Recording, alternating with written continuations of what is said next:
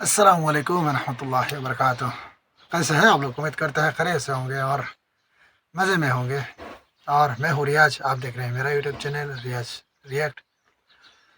तो आज वीडियो है आपका ध्रुव राठी और मोदी वीएस हिटलर।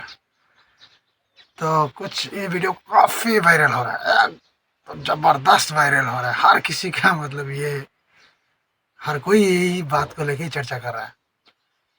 तो आज तो उसी वीडियो में रिएक्शन करेंगे और देखेंगे कि चाटू गोदी मीडिया क्या कहते हैं। और खूब ट्रोल किया जा रहा है, ध्रुव राठी को खूब ट्रोल किया जा रहा है। मतलब इसी को मतलब यार वो जो भाई ने एडिटिंग किया बनाया है, मतलब एकदम हूबहू ऐसा लगता है कि ध्रुव राठी ने मतलब उसी ने ही बनाया है। मतलब तो ज़्यादा बातें ना करते हुए देखते हैं वीडियो को।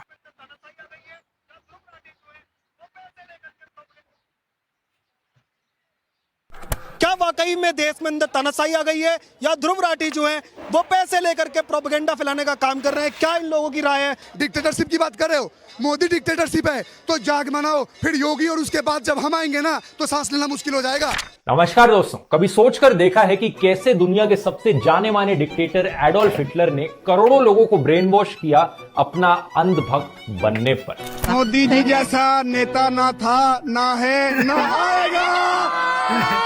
दुनिया का सबसे बेस्ट प्राइम मिनिस्टर है, ऐसा लीडर दुनिया में कहीं भी नहीं है। बाप जो पैदा किया उससे बड़ा मोदी है, उतना वो भगवान है। भगवान उनका नाम है भगवान। देश का भगवान नहीं, विश्व का भगवान।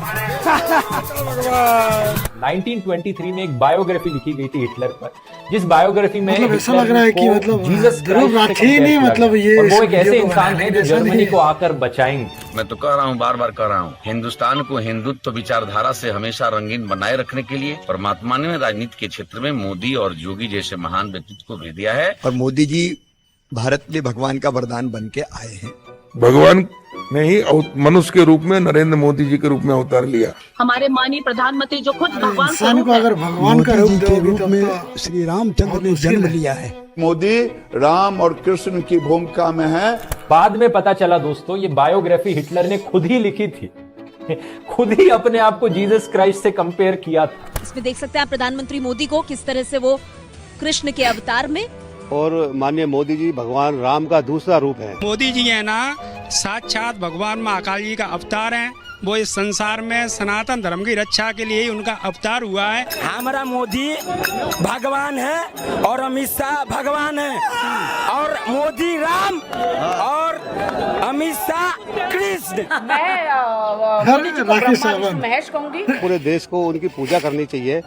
आप पूछोगे जर्मनी की आम जनता ने इसमें क्यों विश्वास किया? इसके पीछे दो मेन रीजन है। पहला यह है कि सारा मीडिया हिटलर के सामने बिक चुका था। देश की हर माँ ये चाहती है कि उसका बेटा प्रधानमंत्री मोदी जैसा बने, और हर बेटा भी खुद को नरेंद्र मोदी से जोड़कर देखना चाहता है। मोदी जी के पास हर चीज का सॉल्यूशन है। पीएम मोदी जैसा कोई नहीं, पीएम नंबर 1। 2024 में नरेंद्र मोदी दुनिया के प्रधानमंत्री बनेंगे क्या? अगर एक आम आदमी लॉजिकली सोचकर डेटा के हिसाब से वोट देगा तो कभी भी एक डिक्टेटर को वोट नहीं देगा। तो इसलिए एक डिक्टेटर भाई ने वीडियो बनाया इमोशंस पर रिलाई करना पड़ता है। वीडियो उठा के एक पॉइंट को मिला के मतलब इसको मोदी खुद को राष्ट्रवादी कहां से न्यूज़ उठा के मतलब ये वीडियो बनाने के लिए काफी मेहनत की। हिंदू हृदय सम्राट है, देश के हिंदू हृदय सम्राट ही नहीं है, आज वो सबसे बड़े हिंदू हृदय सम्राट। इंडी अलायंस वाले लोग जानबूझकर हिंदू धर्म का अपमान करते हैं,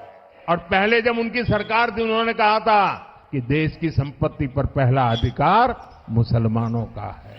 कि चुनाव बाबर और राम के बीच है, ये आपको तय करना है। राम जादव की सरकार बनेगी या हराम जादव की सरकार बनेगी। भैया तुम लोगों को अली मुबारक हो, हमारे लिए बजरंग बली हमारे साथ में है।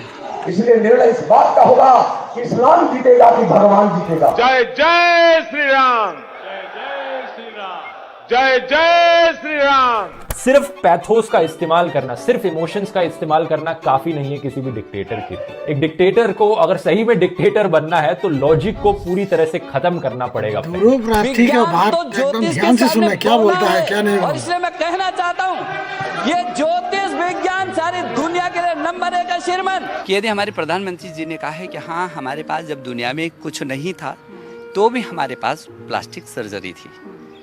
हम गणेश जी की पूजा करते हैं, कोई तो प्लास्टिक सर्जन होगा उस जमाने में जिसने मनुष्य के शरीर पर हाथी का सर रख करके प्लास्टिक सर्जरी की प्रारंभ किया होगा। सतपाल सिंह ने एक बार फिर ये कहा कि इंसानों की विकास यात्रा बंदरों से शुरू नहीं हुई। वे मानते हैं कि हम ऋषियों की संतान हैं। हम तो ऋषियों की संतान है ऐसा मानते हैं। हमारी भारतीय संस्कृति ये मानती है कि हम ऋषियों क्या की एडिट संतान किया है रे भाई, कहाँ से दिमाग लगा के वीडियो उठाया है। किसी ने बंदर को इंसान बनते नहीं देखा, बात तो सही है। एक जीवन में कोई यह कैसे देख सकता है, किसी ने ऋषियों को जरूर देखा होगा तब, लेकिन ऋषियों से इंसान बनते हुए किसने देखा? ये सवाल तो किसी ने सतपाल जी से भी नहीं पूछा, ये सवाल उठा क्यों? तो फिर आप ब्रेक क्यों नहीं ले लेते हैं? ले लीजिए ब्रेक। एक भारी मात्रा में स्यूडो साइंस भी देखने को मिलती थी। ऐसे फर्जी रिसर्च पेपर्स निकाले जाते थे जिसमें रिसर्च छापी जाती थी कि देखो कैसे हम जो जर्मन्स हैं वो बड़े सुपीरियर रेस के हैं, हमारा जो ब्लड है वो प्योर है, और जो बाकी लोग हैं, बाकी रेस के लोग हैं, वो एक सब ह्यूमन कैटेगरी में आते हैं, हमसे निचले लोग। हिंदू धर्म में जिस व्यक्ति का जन्म होता है वो व्यक्ति बहुत ही भाग्यशाली होता है। बाकी के जो हर जन्म में पाप करते हैं उनका जीवन ही पाप करने के लिए होता है, वो गोल टोपी वाला होता है। गलत मैसेज है। हिंदू अलग संस्कृति है, मुस्लिम अलग संस्कृति है। देखिए हम और आप कैसे चल रहे हैं, हम आपस में कैसे चल रहे हैं, इन लोग का बात कैसे होता है। टकराव होगा, जरूर होगा। अभी हम बात भेदभाव नहीं करते। हमारा पड़ोस में भी हिंदू भाई है, इसका विभाजन असंभव ही है। उनका घर का सब्जी हम खाते हैं, कभी मेरा घर से सब्जी उनको देते हैं, उनका घर में चाय कभी पीते हैं। कितना एकता है हम में, लेकिन इन लोगों का मैसेज से ऐसा लगता है दुनिया चल ही नहीं सक रहा। ऐसा लग रहा है कि दुनिया में मतलब हिंदू मुस्लिम एक ही नहीं है, वो अलग ही है, एक साथ में चलता ही नहीं है। उन लोग का कहने का मतलब यही है। जब मुसलमान तो दर्जे का नागरिक बनेगा तो उससे ये उन लोग को हर कोई ना किसी बड़ा लीडर को फॉलो करता है। वापस बड़ा लीडर ऐसा बात करता है, अफवाह वाले बात करता है, हिंसावादी बात करता है, तो उसमें क्या होता है, एनिमी क्रिएट असर पड़ता है दिमाग। फर्जी दुश्मन जो असली में एग्जिस्ट नहीं करता, लेकिन उसके बेसिस पर देशवासियों को डराओ और फिर दिखाओ कि कैसे मैं हीरो हूं और आकर इन फर्जी दुश्मनों से मैं सारे देशवासियों को बचाऊं। इस केस में दोस्तों ये फर्जी दुश्मन थे ज्यूज। कंस्पिरेसी थ्योरीज बनाई गई, फर्जी खबरें फैलाई गई कि कैसे ये ज्यूज एक्चुअली में इंटरनल एनिमी है, देश के अंदर बैठा दुश्मन है। ये आग लगाने वाले कौन हैं, वो उनके कपड़ों से ही पता चल जाता है। इसका मतलब ये संपत्ति इकट्ठी करके किसको बांटेंगे? जिनके ज्यादा बच्चे हैं उनको बांटेंगे। सवाल ये है कि मुस्लिम धर्म में जो है आप जानते हैं कि 50 औरत रखिए और जो है 1050 बच्चा पैदा कीजिए। ये कोई परंपरा नहीं, ये तो जो है एक जो है जानवरी प्रवृत्ति है, जानवरी प्रवृत्ति है। बीजेपी सांसद प्रवेश वर्मा ने कहा कि हर आतंकी मुस्लिम होता है और भारतीय जनता पार्टी एक राष्ट्रभक्त पार्टी है, इसलिए मुस्लिमों ने ना तो कभी बीजेपी को वोट दिया और ना ही कभी देगा। कौन अल्लाह अकबर के नारे लगा के आतंकवादी हमले कराता है? आतंकवादी कहीं के 4 फीट के होते हैं, बम तो यहाँ बांध के उड़ जाते हैं। ऐसे भेड़िए हैं मुस्लिम धर्म में। ये कैंसर है, अगर कैंसर का ट्रीटमेंट करना है तो पहले कैंसर है ये डिक्लेयर करना पड़ेगा। ये सपोले हैं, आस्तीन के सांप हैं। सपोले वो होते हैं जो देश का दूध पीते हैं, आस्तीन के सांप होते हैं और फिर यहीं हमें डसते हैं।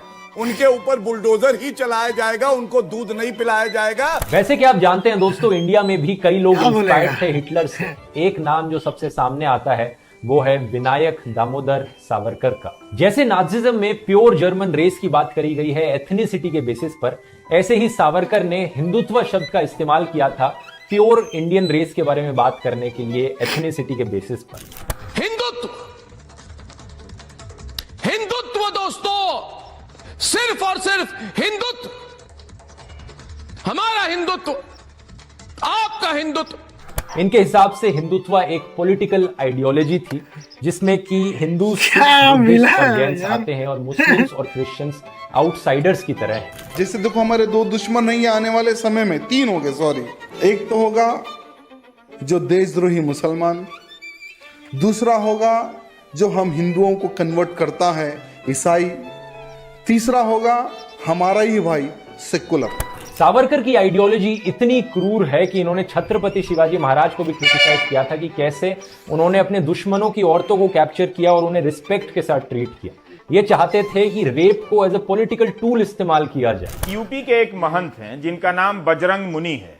उन्होंने एक समुदाय की बेटियों का बलात्कार करने की बात कही है। बाकायदा जीप के ऊपर लाउडस्पीकर लगाकर मस्जिद के सामने गाड़ी रोककर यह बात कही है। इन साले कटुओं से, कटे हुओं से पूछो,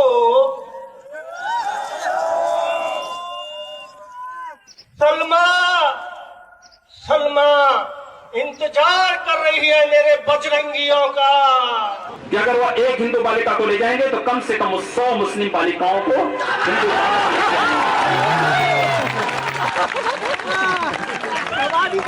इंडिया से एक और एग्जाम्पल है गोलवालकर, जिन्होंने ओपनली दर्शाया था कि वो कितना पसंद करते हैं नाजी आइडियोलॉजी को। अपनी नस्ल और संस्कृति की शुद्धता को संरक्षित रखने के लिए जर्मनी ने यहूदियों जैसी नस्लों को राष्ट्र से मिटाकर पूरी दुनिया को चौंका दिया। नस्ल पर गर्व यहाँ अपने उच्चतम रूप में प्रदर्शित हुआ है। और महापुरुषों को याद करके यहाँ संकल्प लेकर जाए कि पूरी विश्व को हम आर्य बनाएंगे। भारत में नहीं, विश्व में अनार्य को नहीं रहने देंगे। संपूर्ण विश्व को, सप्तखंड धरातल को आर्य बनाने का संकल्प यही धरती पर हम लेकर जाए। हम टोपी वालों को भी सीताराम बुलवा देंगे, आपकी न्यूज पर बोल देते हैं। क्यों चिंता कर रहे हो तुम? अच्छा, और जो मुसलमान राम को पूज्य नहीं मानते भाई, उनके भी पूर्वज तो राम ही है। और अपने जो बाप को नहीं मानता ना भाई, वो किसी का नहीं हो सकता। साध्वी रितंबरा ने कहा कि 4 बच्चे पैदा कीजिए और इनमें से 2 बच्चे आरएसएस, विश्व हिंदू परिषद और बजरंग दल को समर्पित कर दीजिए। और जैसा कि डॉक्टर अंबेडकर जी ने कहा था, जो रिलीजन में भक्ति है वो आत्मा की मुक्ति का मार्ग हो सकती है, लेकिन पॉलिटिक्स में भक्ति या हीरो वर्शिप एक पक्का रास्ता है पतन की तरफ जाने का और आखिरकार तानाशाही के आने का। कौन जिम्मेवार है? कौन जिम्मेवार है? कौन जिम्मेवार है? ये मोदी है। मोदी है तो मुमकिन है, मोदी है तो मुमकिन है। जय श्री राम। मोदी है तो मुमकिन है, मोदी है तो मुमकिन है, मोदी है तो मुमकिन है। हर बार मोदी सरकार। We love Modi ji. So much Modi ji. यदि ये सब बातें या मोदी जो अभी कर रहा है देश में, वो यदि डिक्टेटरशिप है, तो मुझे लगता है कि we need that kind of leader. हमें इसी तरह की तानाशाही एक तरह से चाहिए। तो ऐसी डिक्टेटरशिप भारत को लंबे समय तक चाहिए। ये तानाशाही भारत का लक्ष्य होना चाहिए। You get my point? What will you do? Ravi sir, there will be no democracy? बहुत बढ़िया, Check. बहुत भला। If you will at least be allowed to play gilli danda और not. कभी भी एक लफ्ज झूठ का ये नहीं किया। तो शांति से जरा थोड़ी देर बैठिए। जहाँ तक हम देखा है बहुत सच। अगर हम करें तो करें क्या, बोले तो बोले इसी कारण से उनका ये उनको हटा दिया गया है। मोदी को गाली दो, जो सच बोलेगा उसको हटा दो। कहाँ भी जाओ, बस दिन रात सुबह शाम मोदी को गाली दो, मोदी को गाली दो। नहीं सर, हम लोग गाली नहीं देते। वैसे यह है तो व्यंग, मगर इसकी गंभीरता को समझने के लिए कुछ योग्यताओं का होना बहुत जरूरी है। अगर समझ सकते हो तो समझो। आप लोग जो हो रहा है उसको मुक्त समर्थन दे रहे हो, आंखें बंद कर करके मुंह मोड़ लेते हो। ऐसा क्यों है? जागो, जागो मेरे भारतवासियों। एडिटिंग क्या है यार? कहाँ से वीडियो उठाया है यार? बहुत जरूरत है। तो बस वीडियो इतना ही था, और क्या बोलेगा।